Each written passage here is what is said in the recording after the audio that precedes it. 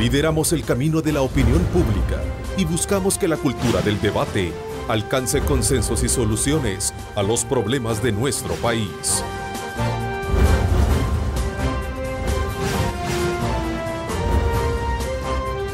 Diálogo con Ernesto López.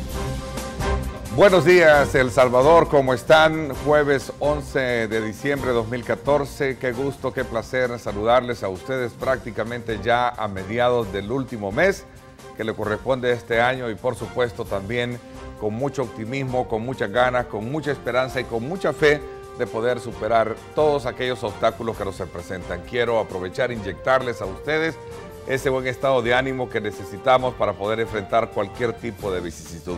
Por supuesto, con la venia y sobre todo también con esa fe puesta en Dios Todopoderoso para que nos permita a nosotros seguir adelante. Estos nuevos comicios programados para el 2015 pondrán una vez más a prueba el interés que pueda tener la población votante por las candidaturas no partidarias. Una figura emblemática, pero de mucha polémica por considerar aspectos que van relacionados con la fragilidad de los compromisos que puedan asumir individualmente si estos son electos para una magistratura. Además, legislatura, además de un posible reclamo ciudadano a la, digamos, consistente propuesta legislativa, entre otros aspectos legales y morales no menos importantes que surgen en el debate cuando se dio a conocer el tema de las candidaturas no partidarias. Obtener una candidatura no partidaria sobre la visión, cómo obtener una visión, mejor dicho, cómo tener claro sobre la visión que tiene cualquier persona que corra con una candidatura no partidaria sobre los problemas y las soluciones del país, son aspectos elementales que esta mañana vamos a abordar con nuestros invitados y por esa razón, como siempre, vamos a poner en perspectiva el tema con nuestra compañera de labores, Lorena Melara, para que nos diga de qué se trata el tema y cuáles son los puntos medulares. Lorena, buenos días. Gracias, Ernesto. Buenos días para ti y tus invitados. Como lo mencionabas, muchos interrogantes rodean el tema. Sin embargo, se trata de la segunda ocasión que los salvadoreños podremos votar, si es de nuestra preferencia, por candidatos no partidarios.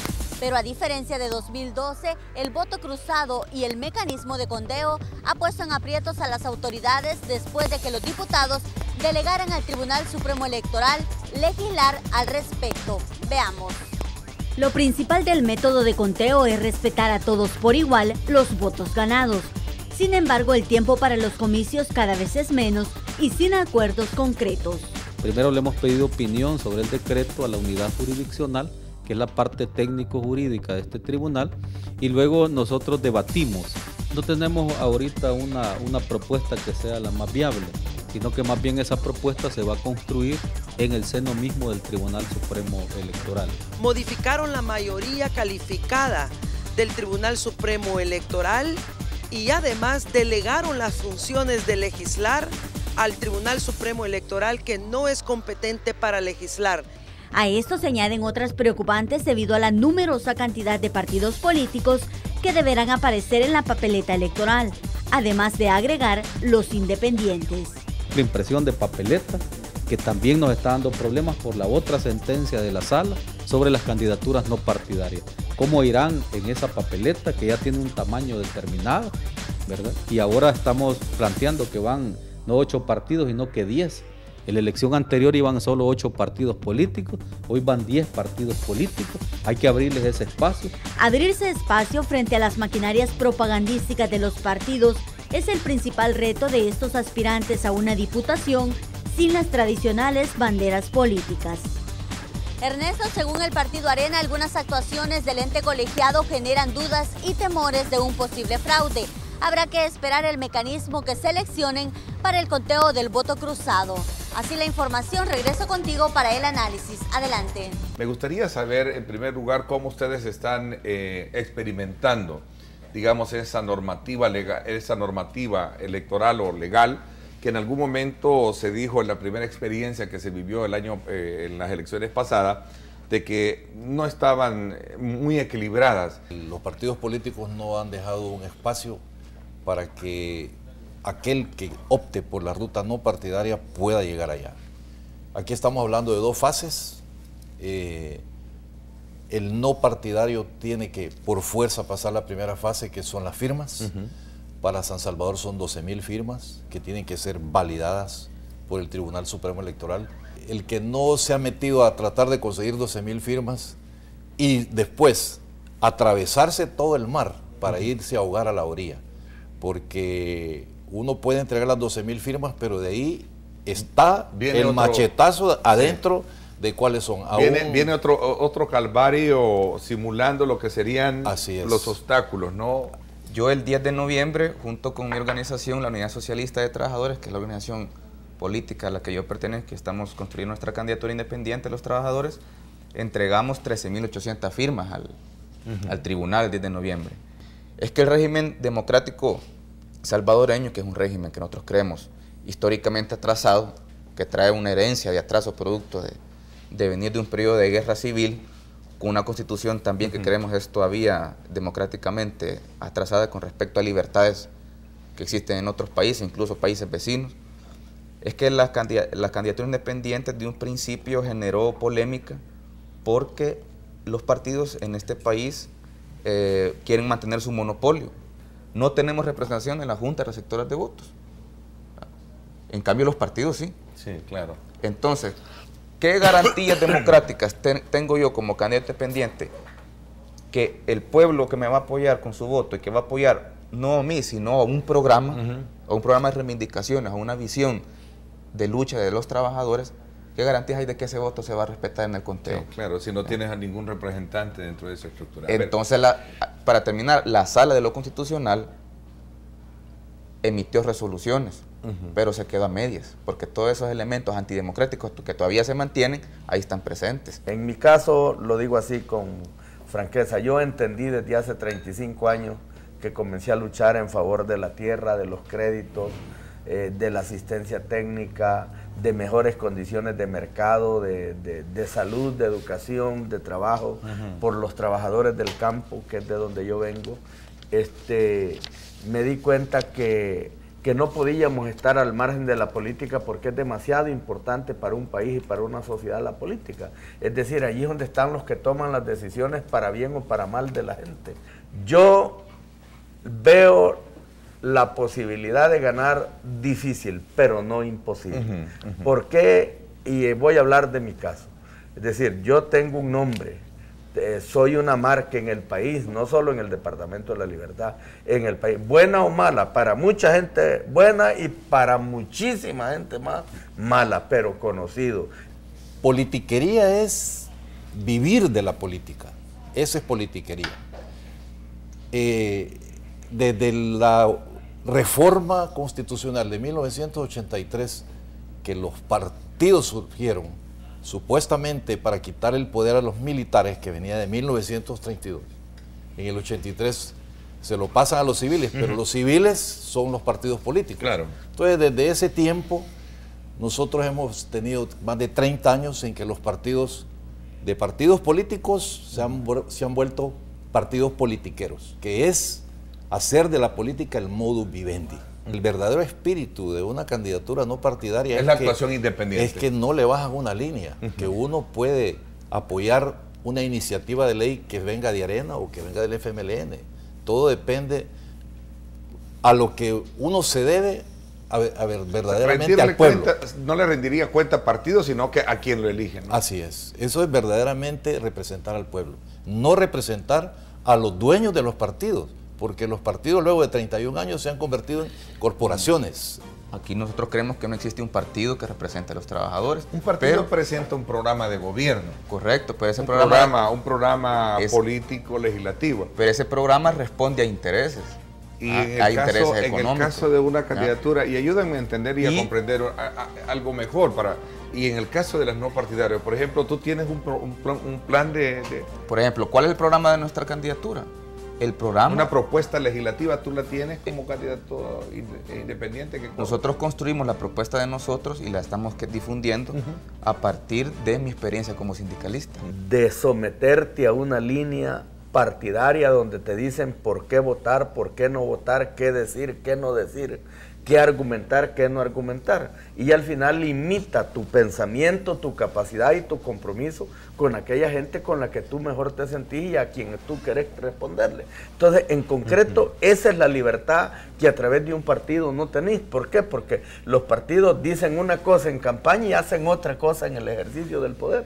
Es otra cosa lo que hacen. Si no es que responden a grupos corporativos económicos de carácter privado, responden a intereses corporativos de grupos políticos internos del partido que todo lo arreglan y que todo lo dirigen hacia preservar el control del poder del partido y del Estado. Y entonces la sociedad queda fuera totalmente en todo. Los sectores y la gente queda fuera. Pero realmente te digo, a mí me ha tocado que pelear desde adentro y decidí pelear desde adentro porque era la única manera. Ahora, ¿cuál es la diferencia que va a hacer ahora? Que no voy a tener la carga, ni la presión, ni la preocupación de que qué va a decir Ciro Cepeda, qué va a decir Freddy Cristiani, qué va a decir Calderón Sol, qué va a decir Rodolfo Parker o los altos dirigentes del partido por esta opinión, por este voto. Simplemente voy a tener conciencia tranquila, claridad de mente y de pensamiento, de darle la cara y de argumentarle a la gente por qué expreso tal posición política. ¿Cuáles son, digamos, a criterio las cosas que usted ve bien de una candidatura no partidaria y cuáles son las que no ve bien a partir de sus consideraciones? En mi caso, dejar claro es cuando dicen que los independientes, los no partidarios, porque ahora confunden el independiente con tránsfuga, y eso no es lo mismo. El que no tenemos una estructura de partido, que no tenemos un partido que nos ayude a hacer un programa de gobierno, una propuesta. Precisamente una de las razones por las que yo estoy optando y tratando de llegar a la Asamblea como no partidario independiente es que, como dicen, del dicho al hecho hay mucho trecho. A nivel de campaña, los programas de gobierno son promesas, son dichos. Esto es lo que voy a hacer.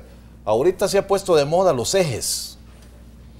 Estos son mis 4 ejes. Estos son mis 3. Lo he visto con los candidatos a alcaldía. ¿Verdad? Para mí, un candidato independiente, un diputado independiente, en mi visión, es que llegue a ver verdaderamente si esas promesas que se hicieron en campaña se van a cumplir. ¿Cuál va a ser el mecanismo de auditoría que en algún momento se le puede ejercer a un candidato independiente? Bueno, es la comunicación. Ahorita las redes sociales están cambiando mucho. Yo soy, lo dije desde el principio, soy un precandidato de las redes sociales. ¿Cuál podría ser el mecanismo de auditoría y, digamos, cómo me garantiza a mí elegir a una candidatura, a un candidato independiente si no tiene un programa de gobierno, no tiene, digamos, qué papel jugaría dentro de una estructura legislativa, ¿no? ¿Cuál es la garantía también para ejercer ese control? Es que hay que poner fin a esos privilegios. Pero nosotros creemos de la candidatura independiente, socialista, de nosotros, que todos los funcionarios, especialmente en esta época de crisis, empezando por los diputados, tendrían que bajarse el salario. Tendría que acabarse con esos privilegios de esa camioneta. Tenía que acabarse incluso con el famoso fuero legislativo. ¿Por qué no se va a enjuiciar a un diputado? Los diputados están blindados en esta sociedad para que el pueblo no lo juzgue, para pasar por encima del pueblo y de las instituciones, para pasar encima de las leyes. ¿De qué nos sirve a nosotros estar enfocados en sacar adelante a este país si no vamos a la raíz del problema? Y la raíz del problema es la corrupción y la inseguridad, la cultura de la renta. En la Asamblea hay una raíz grave de corrupción. Y eso hay que ir a investigar. La candidatura independiente viene a ser como una especie de parche, oírlo bien, viene a ser como una especie de parche en un traje blanquito, un parche negro.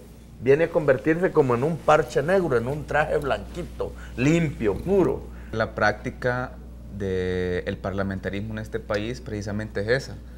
Y nosotros entendemos la desconfianza que tiene el pueblo ante estas opciones, porque dice, bueno, se va a vender al mejor postor. Pero eso sucede cuando el candidato, unas candidaturas no tienen un contenido de principios ideológicos, un principio que nosotros creemos que para nosotros es un principio clasista. En este país no ha existido una experiencia de diputación obrera clasista, el parlamentarismo, cómo la clase trabajadora organizada ocupa el Parlamento, lo ocupa como una tribuna de denuncia, de exigencia. ¿Por qué votar por ustedes? ¿Por qué votar por Payín Inmendia? ¿Por qué votar por Ernesto García? ¿Por qué votar por la candidatura independiente de Orlando Arévalo? El sistema está montado sobre las desconfianzas mutuas. Esa es la verdad.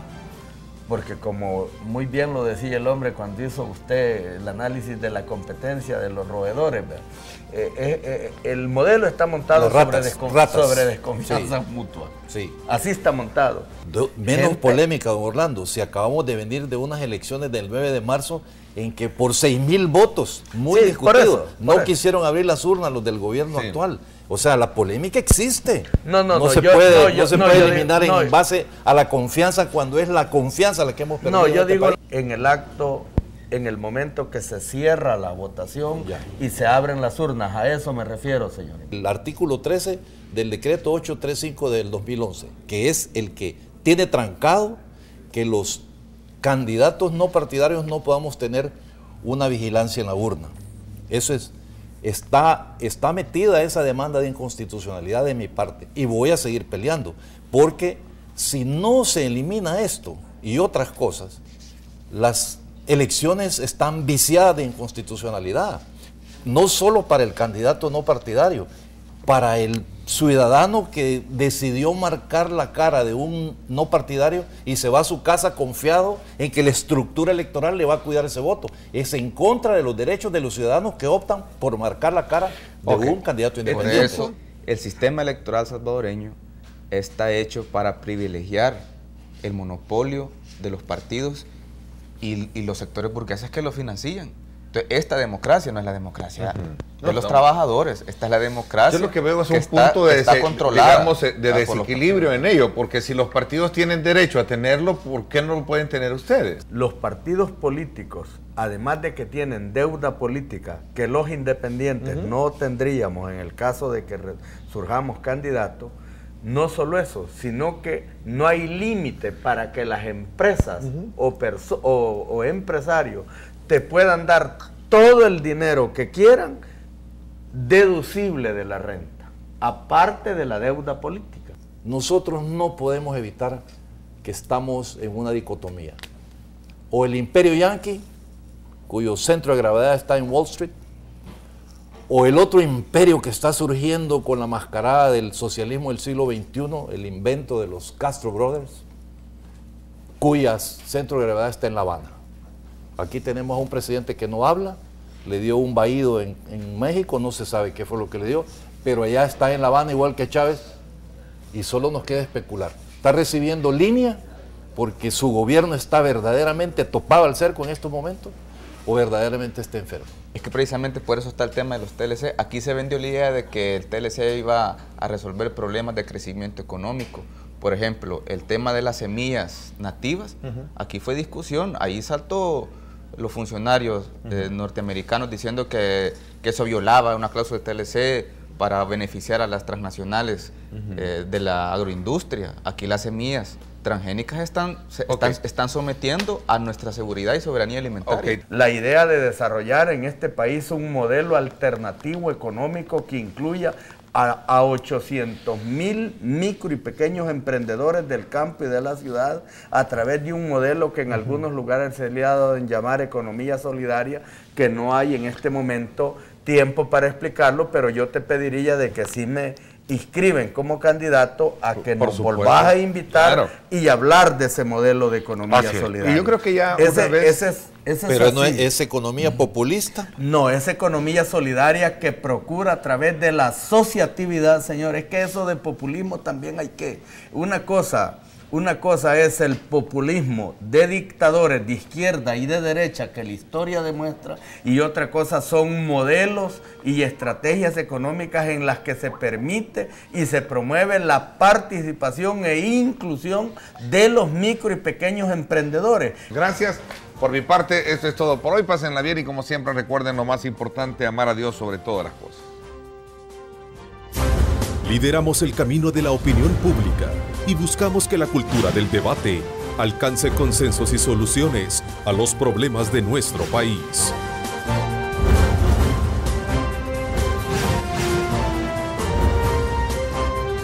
Diálogo con Ernesto López.